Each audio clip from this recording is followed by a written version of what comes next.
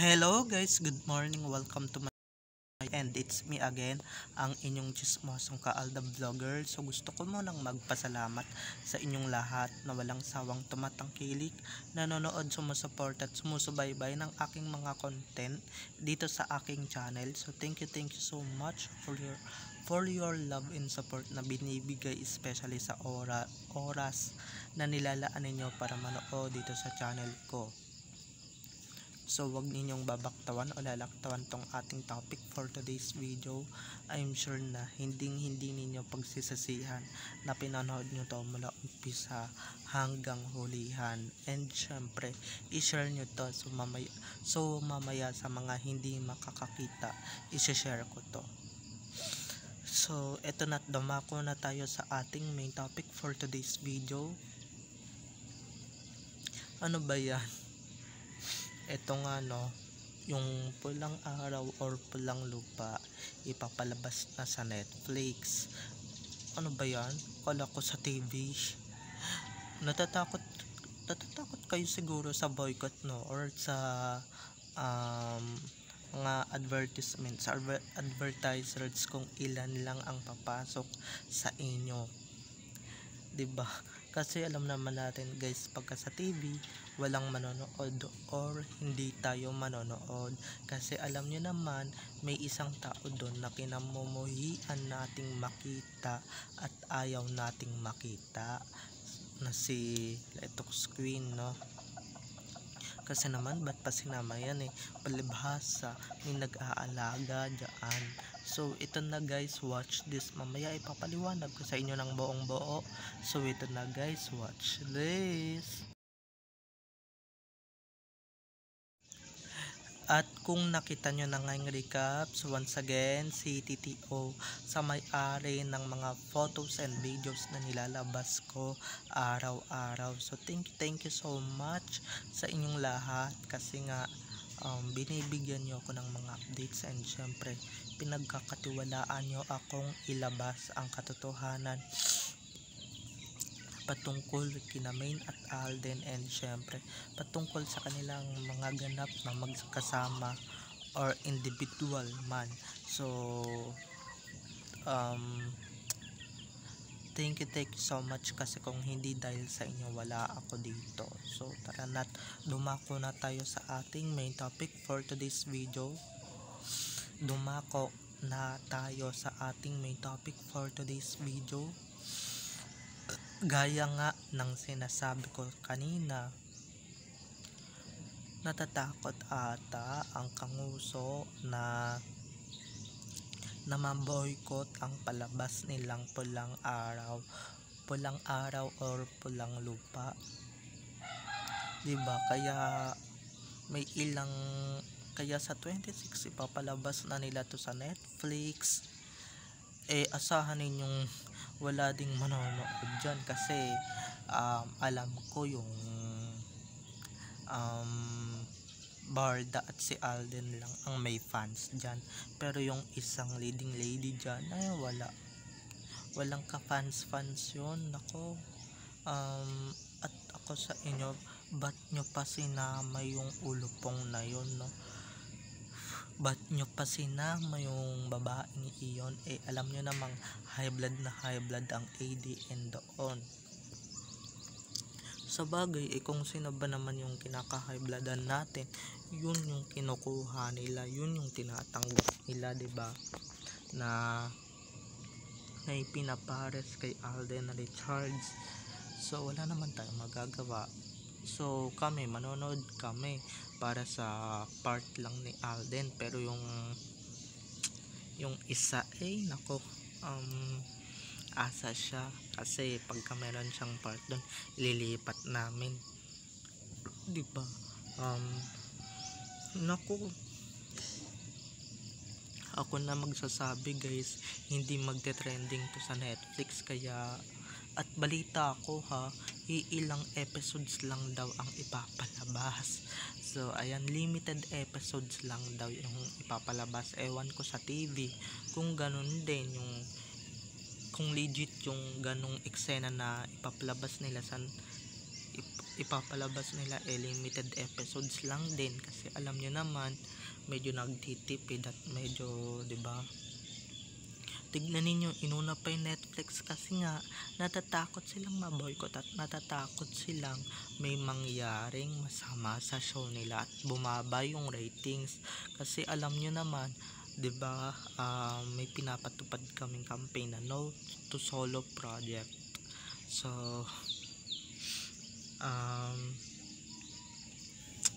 wala at saka yung mga honest konti lang naman ang may Netflix sa kanila, 'di ba? So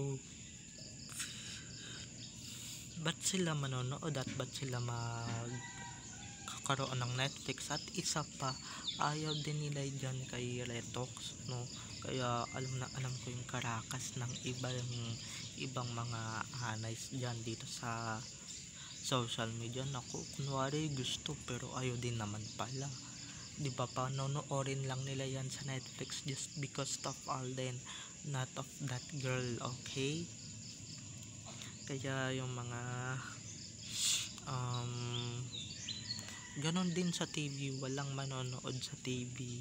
Imbis na manood ako sa TV, ang gagawin ko na lang ay mag-vlog na lang ako ng magba-vlog. At least nag-i-enjoy pa ako, 'di ba? At least nagkakaroon pa ako ng ganito, 'di ba?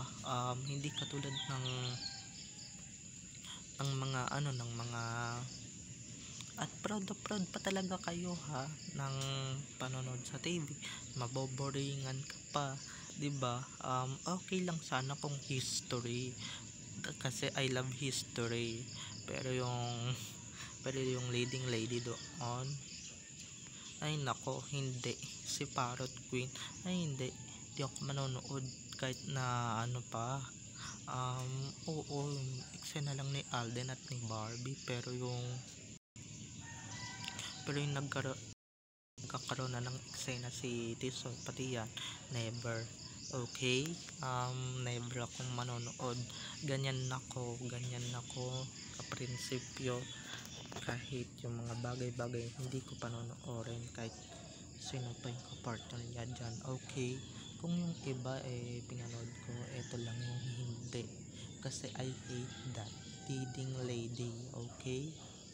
I hate so much. And alam niyo naman kung gaano ko kahit yung babaeng iyan, no?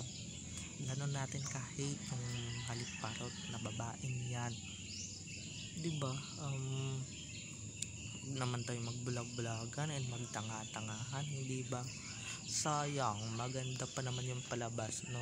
Medyo wrong choice lang sa leading lady talaga ng bonggang-bongga. Sa bagay may humahawak sa kanya na isang ex, 'di ba, ng network, kaya dumadami project. So ayan, kahit naman hindi naman deserving, dumadami project, 'di ba? So ano tayo dito, medyo kumalma lang tayo and kalmado lang tayo sa pagba-vlog, okay? 'Di ba? Powerful yung cats, powerful yung tatlo or yung apat kasama si Mr. Dennis Trillo. Pero yung ayoko na lang mag-talk, guys. Ayoko na lang. Eto ha, hindi ko ito pinopromote ko ito para i-boycott ninyo, okay? Kahit naman na hindi ko sabihin at hindi ko i-promote, i-boycott nyo din naman to, 'di ba? So ganyan kalakas ang ADN, hindi magpapaapi at hindi magpapagrabyado sa mga hindi papadala sa mga network na yan. Kahit nasabihin nilang nandiyan pa si Alden, kung hindi naman yung real life wife niya yung partner niya dyan, wala din, lalangawin din yung ninyo, yung palabas ninyo, 'di ba? So na lang tayo dito ha. Babay na mga ka-ADN. Don't forget to subscribe to my channel for more videos and uploads patungkol kay Main at Alden, and syempre patungkol sa mga buhay nila. Don't forget to click the notification bell below para ma-notified kayo sa mga susunod ko pang i-upload ng mga videos patungkol kina Main at Alden. So ayan, hanggang dito na lang mga update natin. Bye bye na mga ka-Aldab Nation. I love you all. Have a nice day. Keep safe and God bless. So ako na, pustahan na, di pa tayo tapos. Pustahan pati sa Netflix walang manonood niyan, I guarantee you. Ako na mismong nagsasabing lalangawin din yan sa Netflix. Magsasayang pa sila ng kuryente, no? First 3 episodes lang sa Netflix, pero sa 29, ako katakot-takot na ano na yan, na ratings, kung mataas ba or mababa, hindi ba? So yan ka na kabahan. Syempre papalabasan ninyo na kahit mababa ratings ninyo, mataas. Kilala ko kayo, di ba? Kilala ko yung network ninyo na nagpapalabas ng mga kunwaring ratings na matataas, pero yung totoo naman pala mabababa, di ba? So bye bye na. I love you all. Bye. Happy Tuesday.